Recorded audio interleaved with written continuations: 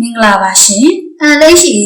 Health and Nutrition Channel မှာကြိုဆိုလိုက်ပါတယ်။ဒီနေ့ကတော့ဖုန်းကွန်ပျူတာအကြည့်များပြီးမျက်စိအားနည်းသူတွေစာပေတဲ့အစားအစာစင်မျိုးအကြောင်းပြောပြပေးသွားမှာဖြစ်ပါတယ်။အမြင်အာရုံတွေသိပ်မကောင်းဘူး။ကြည့်ရတာလည်းမကြည့်လင်ဘူး။မျက်ခမ်းတွေလှုပ်တယ်၊မျက်လုံးခြောက်တယ်ဆိုတာတွေကမျက်စိအားနည်းတဲ့လက္ခဏာတွေပါ။မျက်စိဆိုတာခန္ဓာကိုယ်ရဲ့လှုပ်ဆောင်နိုင်စွမ်းမှန်သမျှမှာအယံကိုအရေးပါတဲ့အပြင်အနုစုံအစိတ်ပိုင်းထဲမှာလည်းပါဝင်တာကြောင့်ပို့ပြီးဂရုစိုက်ရပါမယ်။စာဖတ်တာရုပ်ရှင်ကြည့်တာ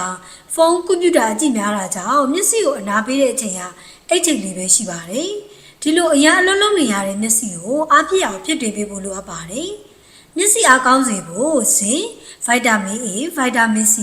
ဗိုက်တာမင် E အိုမီဂါ3 fatty acid စတဲ့အာဟာရဓာတ်တွေညီညွတ်မြတ်အောင်စားဖို့လိုပါတယ်။ဒီဓာတ်တွေကကိုယ်စားနေကြအစားအစာတွေထဲမှာပါဝင်တာမို့ဖုန်းကွန်ပျူတာအကြည့်များပြီးမျက်စိအားနည်းသူတွေစားတဲ့အစားအစာစင်မျိုးဟာဘာတွေဖြစ်မလဲဆိုတာအခုပဲကြည့်လိုက်ကြရအောင်နော်။နံပါတ်1အစားအစာကတော့ငါးပဲဖြစ်ပါတယ်။ငါးမှာမျက်လုံးအတွက်ကောင်းတဲ့အကျိုးပြုအဆီဓာတ် အိုမီဂါ3 fatty acid တွေပါဝင်တဲ့အတွက်မျက်စိအားကောင်းစေဖို့စားပေးသင့်ပါတယ်။ဒူနာငါဆာလမွန်ငါစာတဲငါအစရှိတဲ့ငါးတွေမှာအိုမီဂါ3 fatty acid တွေပေါ်ကျွယ်လို့အမြင်အာရုံကောင်းစေပြီးမျက်လုံးခြောက်သွေ့တာကိုပါသက်သာစေပါတယ်။နံပါတ်2ကတော့ပဲနဲ့အခွန်မာသီးမျိုးမျိုးအခွန်မာသီးနဲ့ပဲတွေမှာမျက်လုံးကိုအားကောင်းစေတဲ့အိုမီဂါ3 fatty acid တွေအပြင်ဗီတာမင် E ပေါ်ကျွယ်သွားတဲ့အတွက်ခန္ဓာကိုယ်နဲ့မျက်စိကျန်းမာရေးအတွက်လည်းကောင်းကျိုးများစွာဖြစ်စေပါတယ်။တက်ကြသည်တီဟိုစီပဲနီလေးတို့ကိုစားပေးရင်မျက်စိအားကောင်းစေတဲ့အပြင်အကြောင်းမျိုးမျိုးကြောင့်မျက်စိထိခိုက်မှုတွေကိုကာကွယ်ပေးနိုင်ပါတယ်။နံပါတ်3အစားအစာကတော့မုံလာဥနီပါ။လူတို့များများသိထားကြတယ်မျက်စိအတွက်အကျိုးပြုတဲ့အစားအစာတွေထဲမှာမုံလာဥနီဟာတစ်ခုအပါအဝင်ဖြစ်ပါတယ်။မုံလာဥနီမှာဗီတာမင် A ပါဝင်လို့အမြင်အာရုံကိုကြည်လင်ကောင်းမွန်စေပါတယ်။မျက်လုံးကိုလည်းအာဟာရဖြစ်စေတယ်။ခန္ဓာကိုယ်တွင်းအစိတ်ပိုင်းတွေကိုလည်းကောင်းကျိုးများစွာဖြစ်စေပါတယ်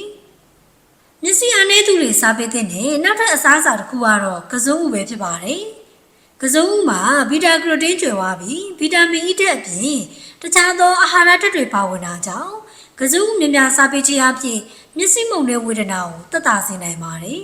။နံပါတ်5အစားအစာကတော့အစိမ်းရောင်ရှိတဲ့ဟင်းသီးရွက်တွေပါ။ဟင်းသီးရွက်တွေမှာခန္ဓာကိုယ်အတွက်အာဟာရဖြစ်စေတဲ့ဗီတာမင်နဲ့သတ္တုဓာတ်တွေအများပြားပါဝင်ပြီးမျက်လုံးကိုလည်းအားဖြစ်စေတဲ့ဗီတာမင် C ဓာတ်ပါဝင်တာကြောင့်အဓိကစားပေးတဲ့အစားအစာတွေထဲမှာပါဝင်ပါတယ်။ကစုံရွက်၊ကိုက်လံ၊ပန်းကိုပီတို့အပြင်တခြားသောအစိမ်းရောင်ရှိတဲ့ဟင်းသီးရွက်တွေကိုစားသုံးပေးနိုင်ပါတယ်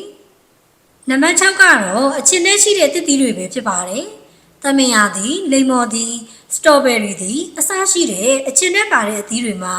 မျက်လုံးအတွက်အထောက်အကူဖြစ်စေတဲ့ဗိုက်တာမင် C ဗိုက်တာမင် E အများပြားပါဝင်တဲ့အပြင်ကိုယ်ကောင်ကိုလည်းကောင်းစေပါတယ်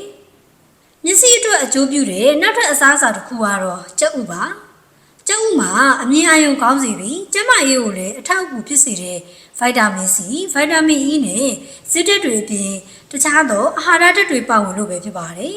။နံပါတ်8ကတော့ရေပဲဖြစ်ပါတယ်။ရေဟာမျက်စိကျန်းမာရေးအတွက်တာမကလူသားတိုင်းရဲ့ကျန်းမာရေးအတွက်မရှိမဖြစ်အကျိုးဖြစ်စေတဲ့ဓာတ်တွေပါဝင်ပါတယ်။ရေများများတောက်ပေးမှခန္ဓာကိုယ်တွင်ရေဓာတ်ခက်ကြောက်တာမျက်စိအမြင်အာရုံချွတ်ယွင်းတာတွေကိုကာကွယ်ပေးနိုင်မှာပါ။နောက်ဆုံးတစ်ခုဖြစ်တဲ့နံပါတ်9ကတော့ဖြစ်စွအားစေးပဲဖြစ်ပါတယ်။မျက်လုံးအတွက်လိုအပ်တဲ့ဗီတာမင်တွေကိုအစားအစာတွေကနေအလုံအလောက်မရတဲ့သူတွေမျက်စိအားနည်းနေပြီးအမျက်သက်သာဖို့လိုအပ်နေသူတွေအတွက်ကတော့မျက်စိအားစေးတောက်ဖို့လိုပါတယ်။မျက်စိအားစေးတောက်ပြီးမျက်လုံးကျန်းမာရေးကိုဂရုစိုက်နေထိုင်မယ်ဆိုရင်စေကန်းသွားဖို့မျက်မှန်သွားလုပ်ဖို့တော့မလိုပဲတော်ရုံဝေဒနာလောက်ကိုအေးစစ်စစ်သက်သာစေနိုင်ပါတယ်။အခုဆိုရင်တော့ဖုန်းကွန်ပျူတာအကြည့်များပြီးမျက်စိအားနည်းသူတွေစားပေးလို့ရမယ့်အစားအစာတွေကိုသိရှိသွားကြပြီထင်ပါတယ်